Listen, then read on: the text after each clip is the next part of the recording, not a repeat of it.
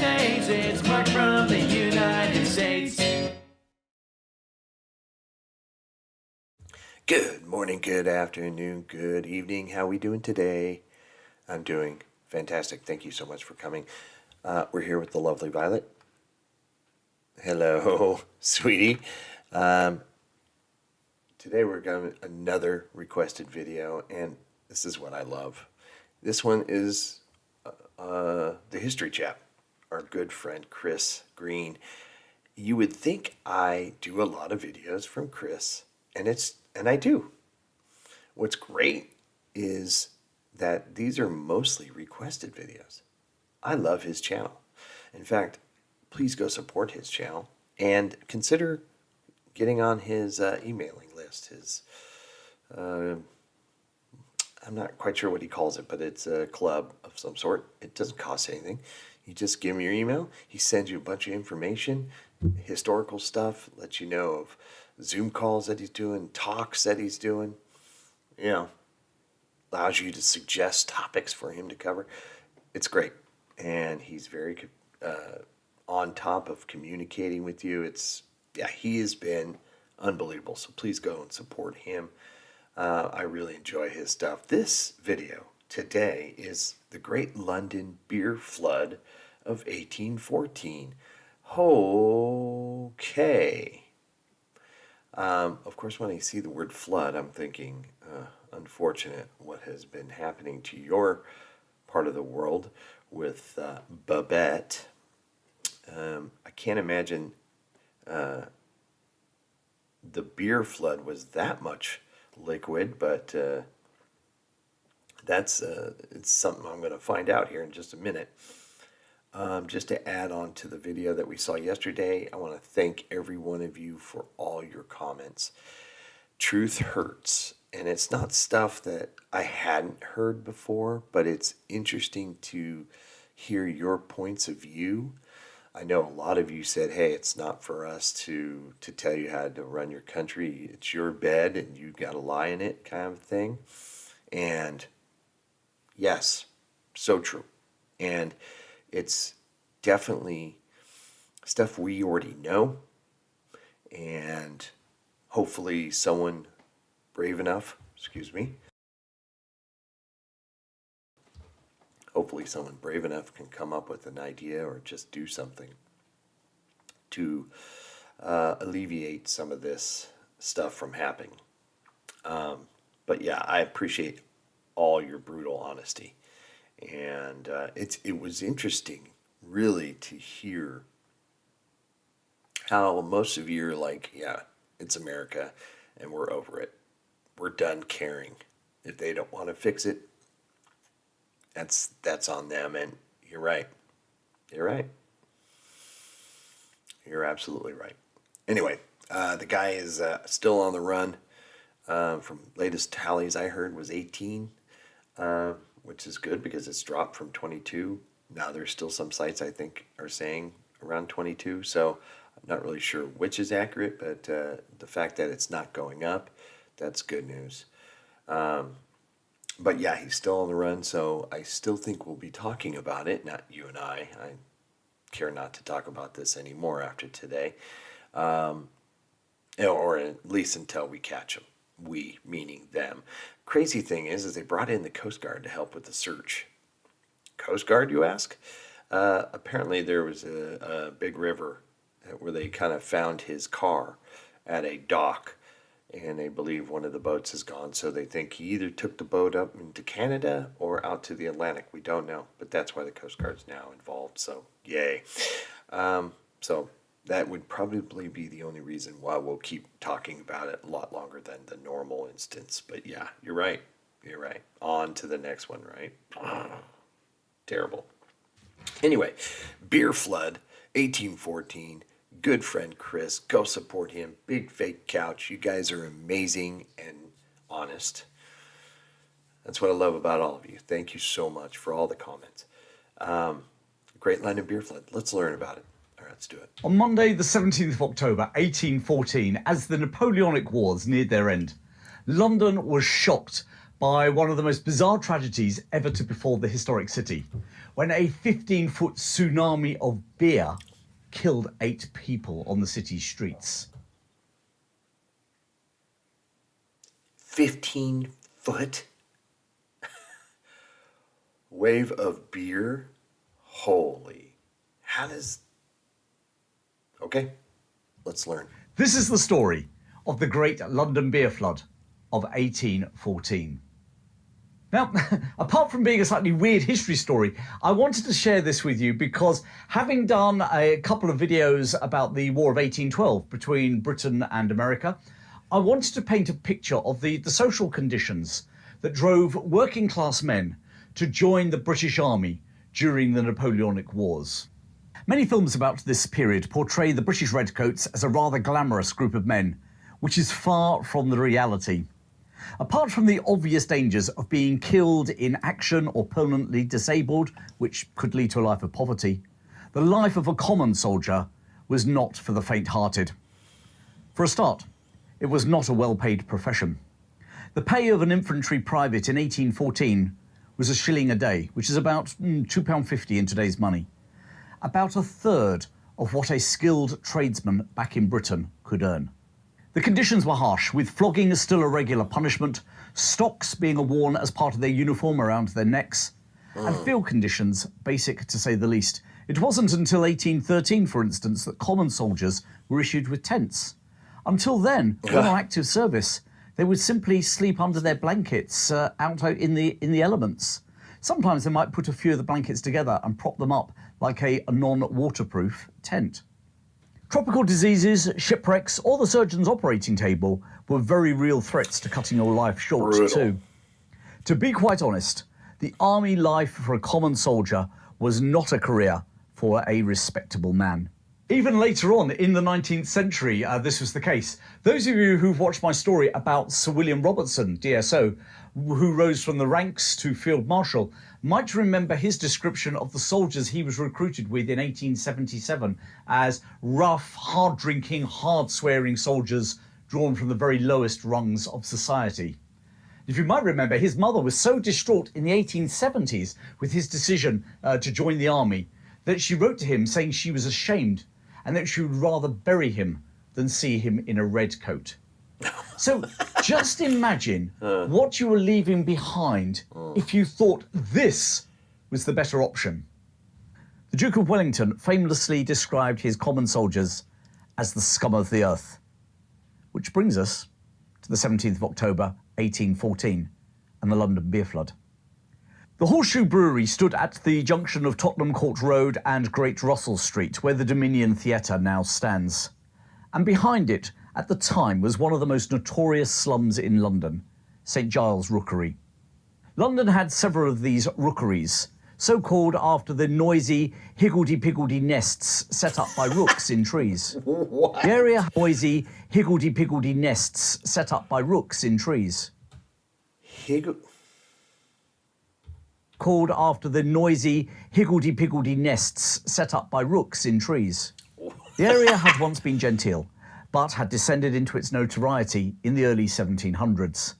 And even by the 1750s, 60 years before our story, it was infamous for its illicit activities, the haunt of criminal gangs, prostitutes, gambling dens, and gin houses. Hogarth's famous etching of Gin Lane with all its social vices was modelled on St Giles Rookery. And by 1814, things hadn't changed, and indeed nor were they to change for another 50 years. I'm sorry. I'm pausing so much. I'm just trying to take in this whole... Dang, you got the person in the background being put into a coffin, forced to drink over here in the wheelbarrow. This woman neglecting her child, eating what's left of scraps off a bone, sharing it with a dog. It's just fighting off in the distance. Wow. Horrifying. Horrible. Things hadn't changed, and indeed nor were they to change for another 50 years. In the 1830s, Charles Dickens wrote a social commentary about these very slums in his Sketches by Boz. And this is how he describes this area, which at this time was home to over 30,000 people. Wow. Wretched houses with broken windows, patched with rags and paper. Every room let out to a different family, and in many instances, 2 or 3. Filth everywhere, a gutter before the house and a drain behind. Clothes drying and slops emptying from the windows. Girls of 14 or 15 with matted hair walking around barefoot and in white great coats, almost their only covering. Boys of all ages in coats of all sizes and no coats at all. Men and women in every variety of scanty and dirty apparel, lounging, scolding, drinking, squabbling, fighting and swearing. The area was overcrowded, as Dickens indicates, with up to 3 families living in just one room. There were over 1,000 people living in Church Lane alone, which was just one of the streets in St Giles Rookery. Many families even lived in basement cellars that back in the day had been storerooms for the big houses.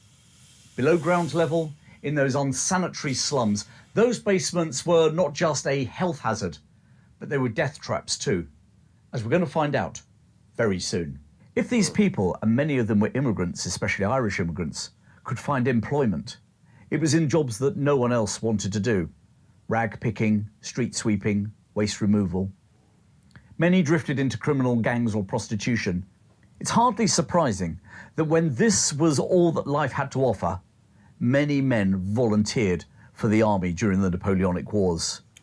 And the army was more than happy to take them, as it grew from 40,000 at the outset of the wars with France in 1793 to over 250,000 by 1813. But our story doesn't go off on Wellington or Sharp-style adventures fighting the French and others all over the world. It stays here in London, because even in the midst of war, civilians die too. Before I go on, if you're enjoying this so far, please give me a like or subscribe to my channel. Please do. The Horseshoe Brewery was owned by Sir Henry Mew, who had bought the brewery in 1810. And within a year, it was the 6th biggest brewery in London, producing 103,000 barrels of porter beer every year.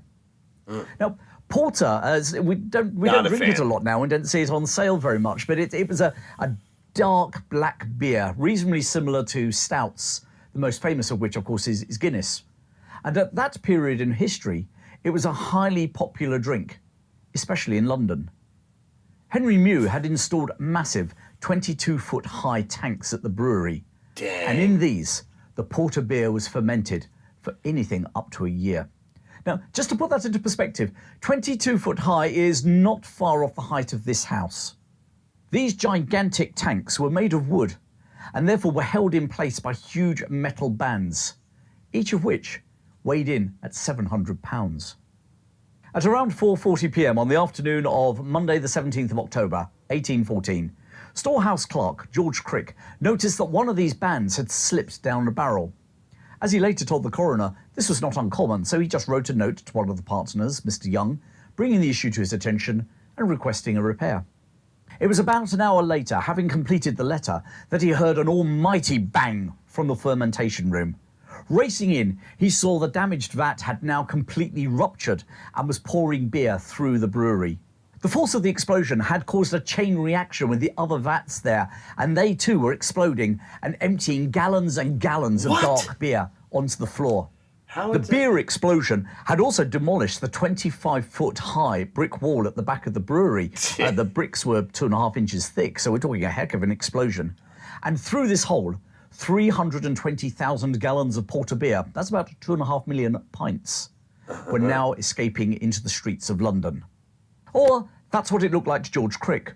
What people outside the brewery saw was a 15-foot tidal wave of hot, fermenting black beer, plus numerous bricks from the wall and other debris, coming straight at them. And this beer tsunami swept straight into the slum dwellings in St Giles Rookery. First stop, New Street and George Street. The porter beer poured into those basements of the tenement buildings, which, as I said earlier, were not cellars for storage, but now they were people's homes. Yeah. In one basement, Mary Banfield was taking tea with her 4-year-old daughter Hannah and Hannah's friend. The black liquid poured into their basement, rapidly filling it to the ceiling. Somehow, Mary and her daughter's friend were carried out by the flood and deposited in Tottenham Court Road. Little Hannah, her daughter, was not so lucky. She was the first victim of the London beer flood. Further down New Street, Irish mourners were attending the wake of a 2-year-old boy who died the previous day, and the wake was being held in a basement. All 5 mourners, including the boy's mother and another 3-year-old boy, were drowned. Further down the same street, in another basement, yet another child was trapped. 3-year-old Sarah Bates was later found dead as the beer levels subsided. At the nearby pub, the Tavistock Arms, teenage barmaid Eleanor Cooper was washing pans in the backyard when, with an almighty roar, the tidal wave of beer hit the outside wall with such force that the yard wall collapsed onto the helpless barmaid. The pub landlord was joined by neighbours as they desperately dug through the rubble to try and rescue her. But when they finally reached her, she'd already passed away. In all, 8 people died, all in the slums of St Giles Rookery. My gosh. Amazingly, there were no deaths at the brewery itself, although 3 workers had to be dug out of the rubble and sent to hospital. News of the freak disaster spread rapidly and crowds began to gather at the site. With over 2 million pints of porter, London's favourite tipple, sloshing around free of charge in the streets, people started to bring containers to grab some free beer. Some folk even dispensed with the containers and, cupping their hands, they went on the weirdest and probably wildest pub crawl in London's history. There were reports that one person actually died from alcohol poisoning for drinking so much of the beer, although there's no factual evidence to back that urban myth up, so it probably remains just an urban myth. What was true was that watchmen at the brewery charged sightseers to gulp the damaged vats. Also true, and even more bizarre and macabre, was that some of the relatives of the victims exhibited the corpses of their loved ones and charged Londoners to have a good look. That's horrendous. But when you have no money, I mean, I guess, but to drink the beer after it's been flowing down these dirty ass streets. Now, granted, I'm sure they did not give a flying F. You know, it was free beer and, you know, whatever. But just, ugh. What a... I'm not too sure on how the thing exploded, though. I mean, maybe it's because of my naivete of how the beer is fermented and how all that process works and the science behind it. That's probably it. So to cause this chain reaction to where it blew out a wall and all that business, so I'm not quite sure. I imagine it has something to do with pressure and the buildup and all this stuff, but I'm not smart enough to even comprehend. So I'm going to need a lesson on why this even occurred. Indeed, there were so many visitors in one house having a good look at the deceased that the floor collapsed, depositing all the sightseers into the beer-filled cellar below. My God. And I'm sure it took several weeks for the beer to finally drain away. For those of us old enough to remember pubs back in the day, boozers before they became gastro pubs, do you remember that stale beer smell? Well, imagine the stench that 2.5 million pints of porter beer or Guinness probably had in the area. And that smell supposedly stayed in the area for months afterwards. So Henry Mew and his brewery were taken to court, but in the end, the court decided that the victims had been lost due to an act of God, and no compensation was due to their families. Which probably was a relief to Sir Henry Mew, because his brewery had already lost £23,000 from the escaped porter, plus the damage to the brewery itself. So that was about £1 million in today's money. They were in danger of going bankrupt without any compensation, and so they petitioned Parliament and were able to reclaim the excise duties that had already paid in advance on the beer. They were reimbursed. They were also able to claim £7,000 in those days' money compensation from their insurers. They continued to brew beer on the site until 1921, when Mew moved to larger premises in Wandsworth.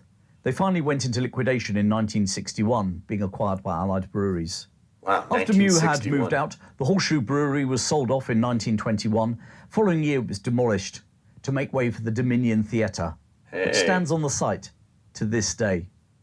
The 17th of October 1814, the Great London Beer Flood. A slightly weird story from history, but in its own little way, it builds the back picture to so many of the other stories that I tell in my videos. Thanks for watching, and I hope you enjoyed that video and found the story interesting. Don't forget to give me a like, and how about joining my History Chap Supporters Club? What's that all about? Well, click on the link that's going to appear in a moment. Loads more videos coming your way, but in the meantime, keep well, and I'll see you very soon. Yeah, the club is great. I totally recommend, if you like Chris and you like his work, to do it. It's really cool. It's really cool. Yeah, very interesting story. Of course, it's bizarre. And, yeah, of course, the guy didn't have to make any compensation. That's just the times, I guess. And then what was ironic is he was able to get compensation back. So, yeah, you are the elite class. You had obviously a lot more advantages. Just a horrible way to go. I can't imagine. Drowning. Oh boy, excuse me.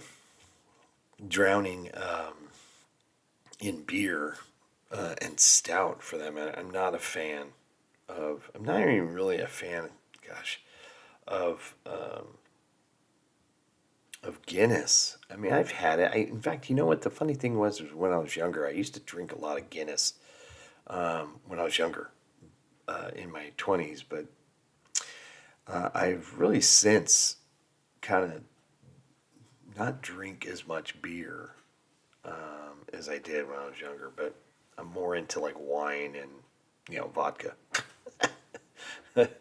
Now, if that was a vodka flood, there could be problems. But yeah, just unique tale of just bizarre randomness.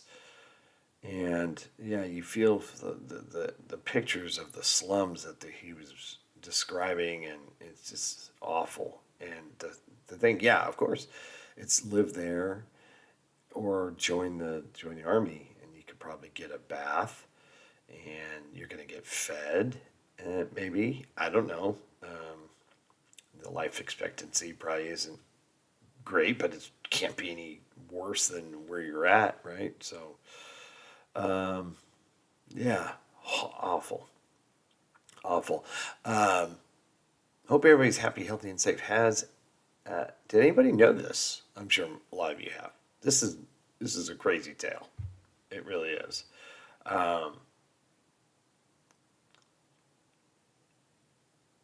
I just didn't. It's just hard to fathom. I hope everybody's having a great day, and we'll see you in the next one. Thanks for coming, everyone. All right, take care. Bye. Mark from the States, Mark from the States, it's Mark. Yeah.